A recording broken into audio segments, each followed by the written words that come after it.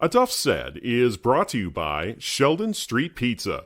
Visit them online at sheldonstreetpizza.com or stop by Sheldon's during your next trip to Lake Orion. Sheldon Street Pizza, the official pizza of Enough Said. And by Fourth Coast Cider Works. Quality craftsmanship, quality hard cider. You can check them out online at fourthcoastciderworks.com or come get a can or a howler at their Canterbury Village location. Not available for anyone under the age of 21. Please drink responsibly. What a win tonight for Rochester Adams. They win big at home this evening over West Bloomfield. The final in that game tonight was Rochester Adams 35, West Bloomfield 18. Here to talk about that, Tony Patritto, the head coach of Rochester Adams. Coach, congratulations on a thrilling victory this evening. How did you guys get it done tonight? Thanks, Duff. It was a great team effort. We didn't play 4 full quarters. We were pretty close. We scored in 5 straight possessions to get the 35 points. Parker Pico was amazing as always. Brady Peacecorn had 2 touchdowns. Nick Patera had a touchdown. And one of our fullbacks, Tanner Buck, had a touchdown. So there was good balance in the offense between run and pass. And the defense kept those guys in check. They're a really, really gifted offense with some really explosive players. And really proud of Coach Brown and our staff for putting our guys in a good spot and keeping them contained. I got to talk to you about Tanner Buck because he's not a guy that we get to talk to about very often. But the play that he scored, it was on 4th down, 4th and 1 on their 12-yard line. You're already up 14-7. What did you see on the sidelines at that moment that said, let's go for it. Let's do it on 4th and 1, see what we can accomplish on this play? Well, I went for it on 4th and 1 from our own 29 later in the game. So I like to go for it on 4th down. But believe it or not, Rocco Orsini, our right guard, told me that he thought that play would work based on how the guy in front of him was pinching on the previous several plays. So he basically called the play. He convinced me that was a good idea. So I'm taking 0 credit. I'm going to give it all to Rocco Orsini. Man, you know what? You should buy a lottery ticket or take that guy with you the next time that you got a bet to make because this guy clearly knows what he's talking about. He knows how to play the odds and win. What a great call. And what does that say about the communication between the two of you that you're willing to trust one of your guys to make that determination and let him roll the dice? And we talked many times over the last couple of years about chemistry, and Rocco has been part of that for several years now. And I trust him, and I trust him to be selfless. And it wasn't about him; it was about what he thought would really, really work. So, yeah, he deserves all the credit, man. It was just it's a great thing to be around kids that are so into it that they're willing to tell me what is best. I'm all about letting you talk about your kids. What can you tell me about Rocco? Well, Rocco's has been a 2-way starter for 2 years. He played varsity as a sophomore. Just got a massive heart, and he's been a really, really consistent player for us in both phases, both offense and defense. And he's a hitter, and he plays with great passion, and he's got a great personality. Like, he's the guy that probably rides me second most on the team behind Tate Pico in terms of making fun of the old coach. And our team needs that. So, to be honest, I really, really love and appreciate Rocco for that. Like, he knows now at this point, after all these days together, he can come at me a little bit to loosen up the team, and I think it's really special. Speaking of Tate Pico, I was watching some of the highlights of this game on Twitter. People were posting some of the big plays from this one. Tate had a blocked field goal in the second half, and man, was he ever pumped as he headed back to the sidelines. I loved seeing that. How thrilled were you for him and your special teams unit tonight? Yeah, listen, it's really, really important to beat a team like that, to be successful in all 3 phases. We talked about that last Friday.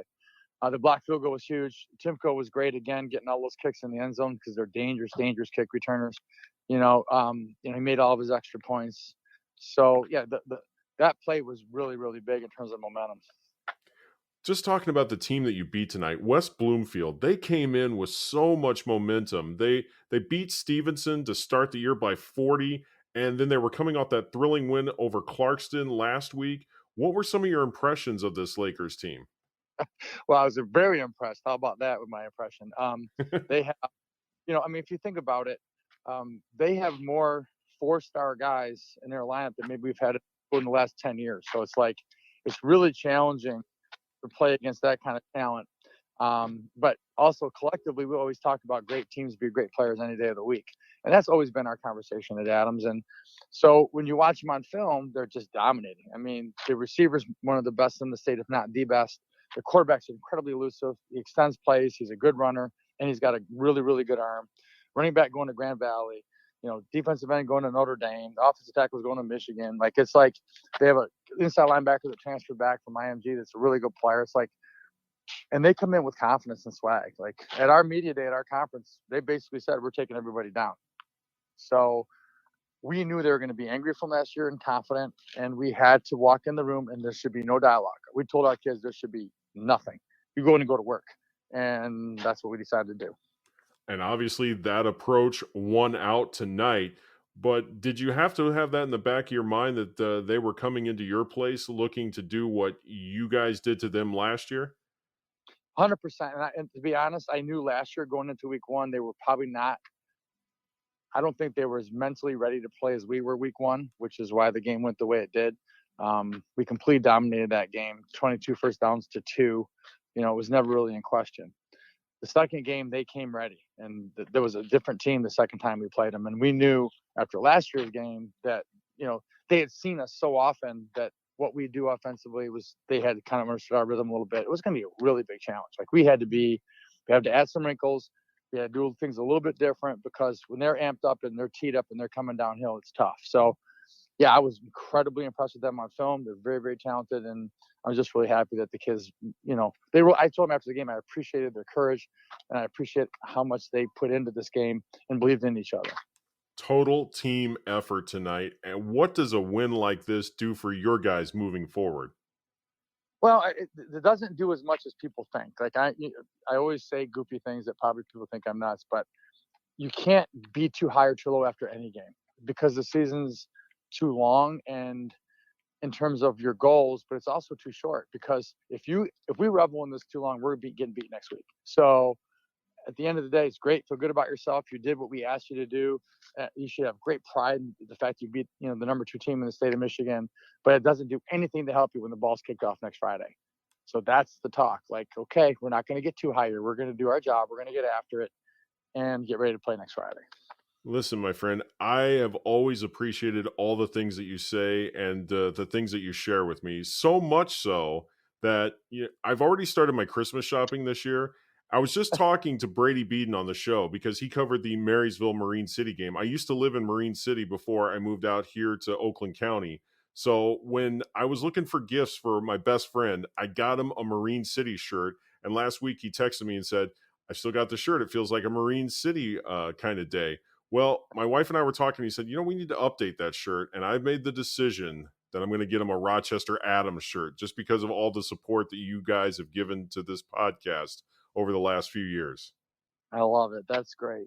Yeah. And one of these days I got to get him up here so he can experience how awesome Knapp's Donuts is and to experience the town of Rochester, especially at Christmas time, because that's one of his favorite times of year. He makes Christmas movies. That's what he does. He's a filmmaker. He needs to experience Rochester at Christmas time because there's nothing like it. I love it, man. I love it. But as far as you guys go, you are in a crowded field right now in the OAA Red. Lots of teams are now 2-1. Some of you guys have taken the other team's best shots. You've all suffered a loss here and there, but you know what? It's just back to work next week, and you guys got Oxford next week. Now, the Wildcats have not started off the way that a lot of people had hoped they would, or even what they expected to do out in Oxford. But you can't take that for granted because that's what happened last season. And then you had to play them in the district finals and you got their best shot.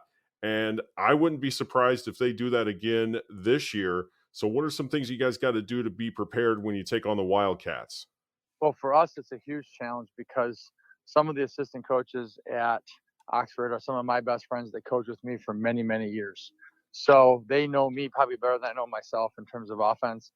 So that last year was a huge issue for me and for us playing against my good friends that know me so well. So that's one challenge. And 2, I've never played an Oxford team that wasn't really, really tough. Like those kids, I think about a wrestler's mentality and they have that as a football team.